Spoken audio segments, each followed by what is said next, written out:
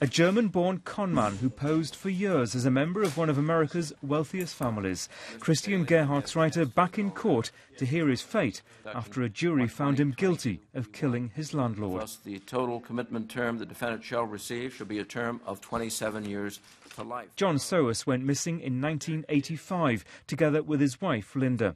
His body was found 9 years later in the backyard of his home in Los Angeles. Prosecutors believe the German immigrant also killed Linda Sohus, but he was charged with only one murder. When the couple vanished, he was living in a guest house owned by the victim's mother.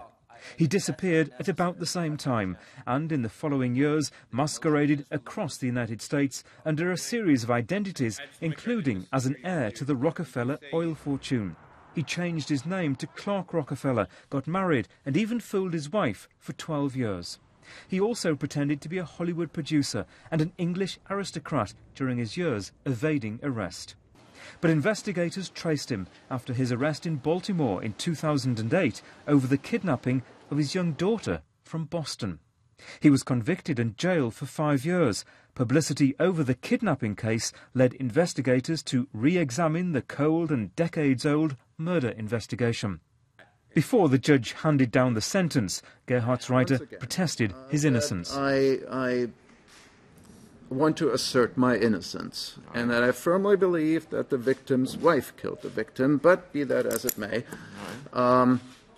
once again, I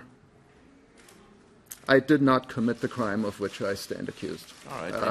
Convicted, excuse me. For the Sohus family, the sentencing marks the end of a long ordeal. Our lives have been on hold, my family, and that really started about 5 years ago when the news broke about Gerhartsreiter.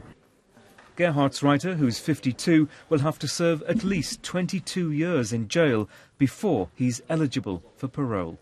Peter Bowes, BBC News, Los Angeles.